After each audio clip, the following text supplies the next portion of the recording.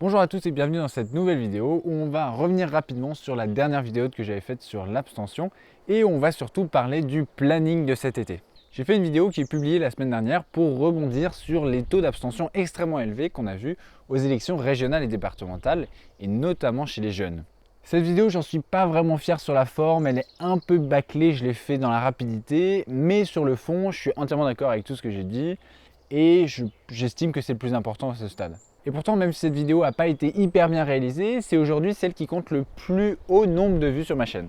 Alors on pourrait penser que la vidéo a profité d'un effet d'aubaine qu'il y a eu autour de l'abstention, etc. En fait, pas du tout. En fait, c'est beaucoup plus trivial que ça. Quand j'ai créé mon site internet roca2022.fr, j'ai bénéficié d'un voucher, d'un bon d'achat Google Ads. Et en fait, Google m'a juste donné 80 € à utiliser auprès de leur service, donc que je leur rends en fait, pour créer de la publicité sur YouTube pour mes vidéos. Alors je savais pas trop à quoi m'attendre, donc j'ai essayé de mettre un peu d'argent pour faire de la publicité sur cette dernière vidéo sur l'abstention. Et en fait, très bizarrement, j'ai pas bien compris pourquoi, mais j'ai eu 800 vues en 1 heure. Et au départ, j'étais hyper content, c'est un chiffre énorme, ça représente énormément de choses pour moi, mais c'est pas vraiment ça. En vrai, dans la réalité, la plupart des 800 personnes qui sont comptabilisées n'ont en fait regardé que quelques secondes de la vidéo. Donc c'est pour ça que même si cette vidéo aujourd'hui a dépassé les 900 vues, en réalité, je dirais qu'il y a peut-être une centaine de personnes qui ont vraiment regardé jusqu'au bout. Et à celles-là, je leur dis merci.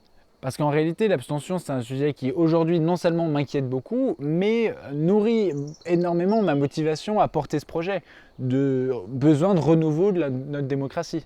Et ça, c'est quelque chose que je ressens très personnellement et que j'ai clairement pas réussi à transmettre dans la dernière vidéo. Mais je compte progresser, continuer à faire des vidéos, m'améliorer, tout ça dans l'objectif de vous transmettre ce que je ressens réellement par rapport à l'état de notre démocratie et la situation dangereuse qui pourrait en découler. L'objectif, c'est cependant pas de porter un message trop alarmiste parce que j'ai clairement énormément d'espoir pour notre démocratie et c'est pour ça que je porte ce projet. Et c'est pour ça qu'on va maintenant se concentrer sur le planning de cet été.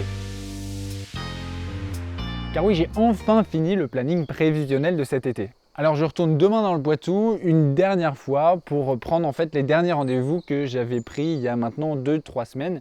Ces derniers rendez-vous qui sont un peu les reliquats des semaines test qu'on a fait en juin avec Adrien. La semaine du 12 au 18 juillet, ça sera encore un peu une période de transition pour moi. J'ai une réunion familiale en début de semaine. Le mercredi, c'est le 14 juillet, férié. Et le vendredi 16, j'ai rendez-vous au garage pour l'entretien de la Dacia. Très important. Mais le 19 juillet, notez bien la date, je commence le vrai Tour de France à la rencontre des maires, des élus et de tous ceux qui sont intéressés par ce projet, dans le but de récolter des signatures, oui, mais surtout de faire parler de ce projet, le partager, partager cette énergie, cet espoir qu'on a pour 2022. Et tout ce voyage s'étalera minimum sur 6 semaines. La première semaine, à partir du 19 juillet, je serai dans les environs de Brive-la-Gaillarde, en Corrèze. La deuxième, on sera autour de Montluçon, dans l'Allier. La troisième, entre Valence et Grenoble. La quatrième, dans le Var. La cinquième, au-dessus de Nice.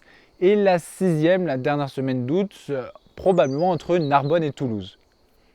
Alors tout ça, je le dis et je le répète, c'est clairement un programme prévisionnel. Aujourd'hui, les 2 premières semaines sont à peu près certifiées. Le reste pourra potentiellement changer au fur et à mesure de nos rencontres et des personnes qui nous contactent pour qu'on vienne les voir. Car oui, n'hésitez pas, envoyez un message par Instagram, par Facebook, par mail. Je suis motorisé, on peut venir passer dans votre ville, vous rencontrer, parler de ce projet avec vous, avec des gens que vous pensez que ça pourrait intéresser.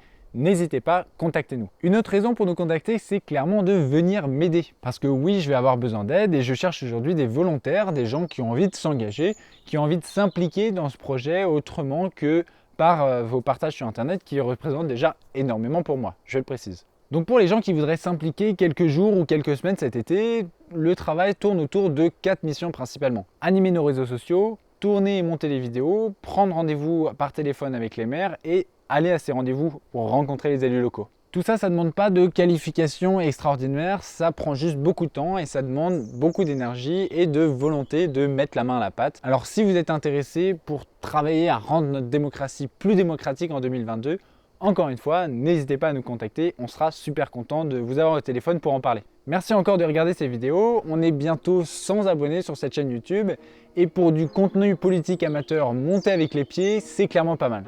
Alors je vous dis encore merci beaucoup et à très bientôt.